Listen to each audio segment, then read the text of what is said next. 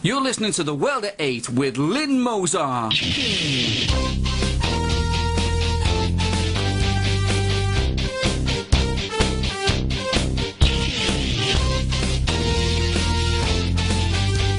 World at 8, the number one in nationalist news. Highlights of the news today, Monday, 21st of May. Pakistani taxi driver deported back home after raping Brit. Albanian gets 5 years for rape. Russian oligarch with ties to the royals is executed. Cameron tells the Greeks to stay put in the failed Eurozone. Pakistan's greed ignored by Barack Obama. 70 killed in suicide bomb attack in Yemen. Golly dolls invade Oz. Thought for the day, voters or colonists?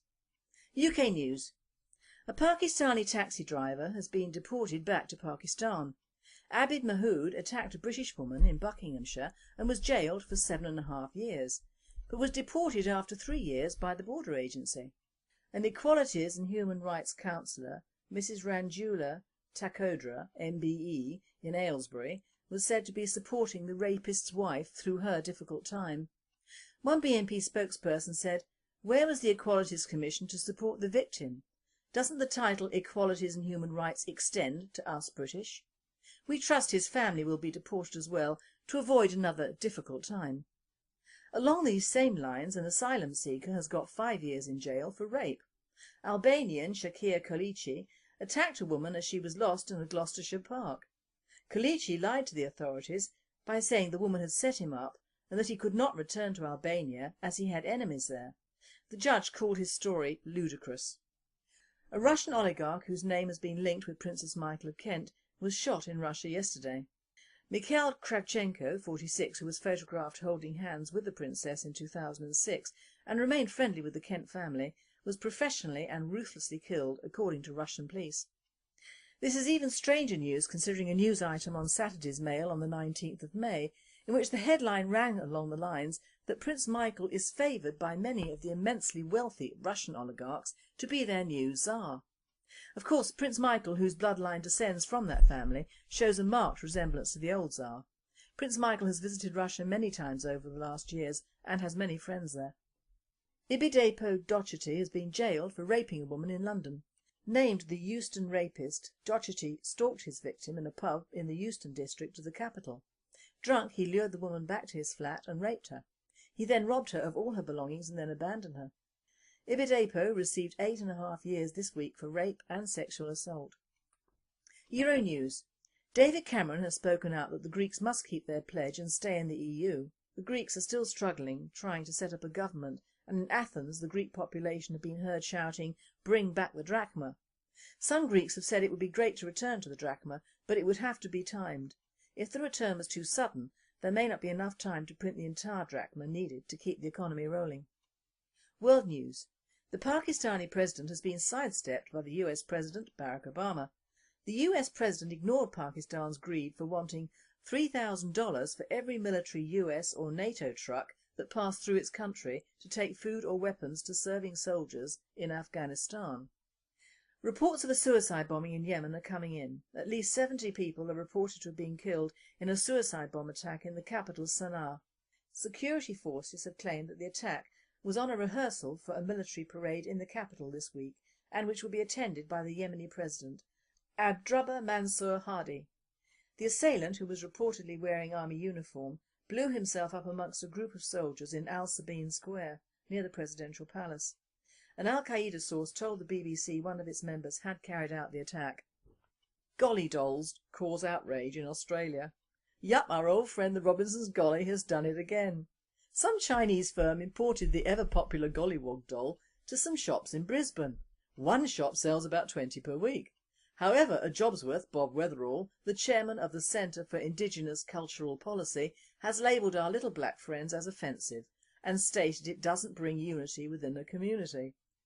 Anti-racism activists have succeeded in removing gollywogs from the public eye in Britain, the US and Europe. A World at 8 reporter commented, "Soon we will need a centre for Indigenous culture ourselves as white people, and I think Gollywog dolls certainly need their own campaigners." Thought for the day, voters or colonists?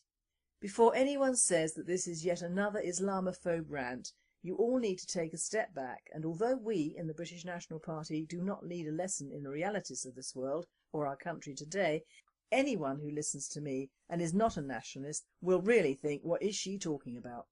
Well, I have just digested a fact of which I was not aware. Once again it is down to people who have let me have possession of facts which are generally not published, or if they are usually quickly consigned to the nutter bin for fear of the recipient being seen as racist, non-PC, anti-Islam, just to name a few.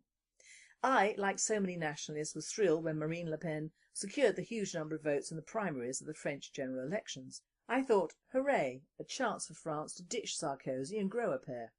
It never occurred to me, despite the pre-election polls, that when Hollande was made president, it was the Muslim vote that put him there. I was sorry at the outcome because socialists do not appeal to me much, but I thought the French people had made their choice. Well, in a matter of speaking, a portion of them have. In fact, 93% of the French Muslim population voted in favour of François Hollande. He is the first socialist president since 1995.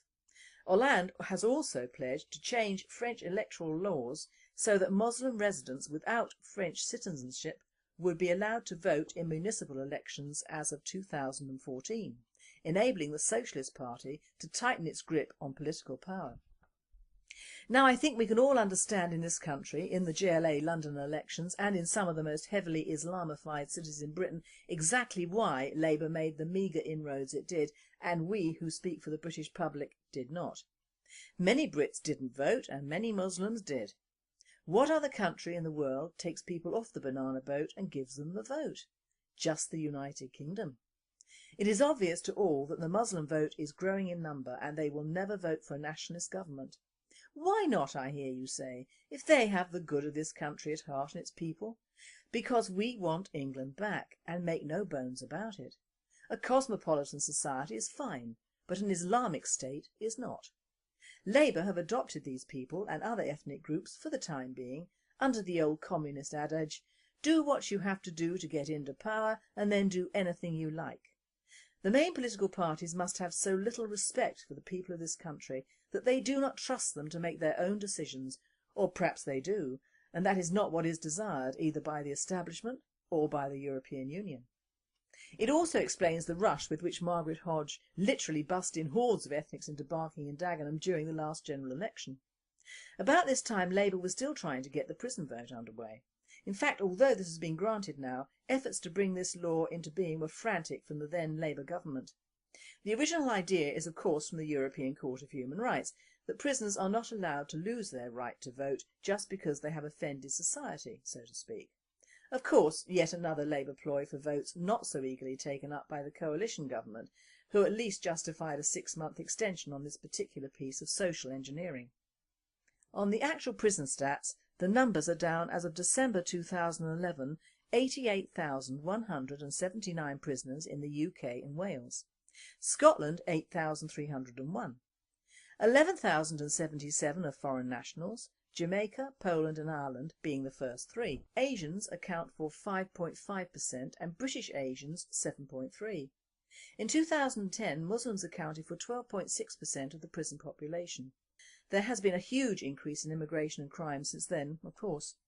The prison population increased by 4% each year from the years of 1993 to 2008, and at no time was the reason given as immigration.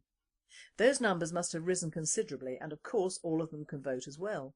Do you wonder why all European countries are either on the course of the right, or if heavily populated by Muslims, on course for what their governments think is socialism, but in fact will be a fundamentalist Islamic state? Our governments and other European states seem to think that by giving Muslims the vote, these parasites will vote for any party that opposes nationalism, and that it is all right, but they are setting themselves and their people up for a very nasty shock.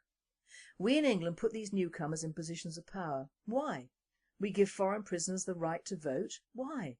If we do not rein in immigration and take back the power we seem to so easily give away, we will all be sitting in a second-rate, third-world Islamic island that we have practically given to them.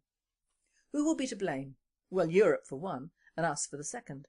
If they allow Turkey into the EU, they will have 73 million Muslims to vote. The Muslim agenda couldn't be more plainly laid out for all to see, and we, to our shame, have allowed the election of Bangladeshi-born Latvor Rahman as mayor of Tower Hamlets to stand, knowing that he is linked to the Islamic Forum of Europe, dedicated to changing the very structure of our society. It would seem that all governments are so frightened of us nationalists they would prostitute themselves and their people on the altar of Allah. How long will it take for us to realise what is happening and take action? And finally, the Pacific Ring of Fire has been watched by millions around the west coast of America to Japan. The Ring of Fire occurs when the moon is at its furthest point from the sun in the sky, and it produces a huge and wonderful ring of fire. You have been listening to The World at 8. I am Lynn Mozart, and I wish you all a very good night. An Equalities and Human Rights counsellor, Mrs Ranjula Takodra, MBE, in Aylesbury, was said to be supporting the rapist's wife through her difficult time. One BNP spokesperson said, "Where was the Equalities Commission to support the victim? Doesn't the title Equalities and Human Rights extend to us British?" We trust his Monday, 21st of May. Pakistani taxi driver deported back home after raping Brit. Albanian gets 5 years for rape. Russian oligarch with ties to the royals is executed. Cameron tells the Greeks to stay put in the failed Eurozone. Pakistan's greed ignored by Barack Obama. 70 killed in suicide. Family will be deported as well to avoid another difficult time. Along these same lines, an asylum seeker has got 5 years in jail for rape. Albanian Shakir Khalifa attacked a woman as she was lost in a Gloucestershire park. Khalifa lied to the authorities by saying the woman had set him up and that he could not return to Albania as he had enemies there. Bomb attack in Yemen. Golly dolls invade Oz. Thought for the day: voters or colonists? UK News. A Pakistani taxi driver has been deported back to Pakistan. Abid Mahood attacked a British woman in Buckinghamshire and was jailed for 7.5 years, but was deported after 3 years by the border agency. You're listening to The World at 8 with Lynn Mozart.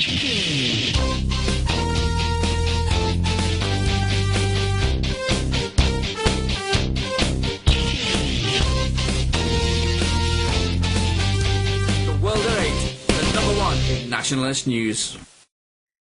Highlights of the news today.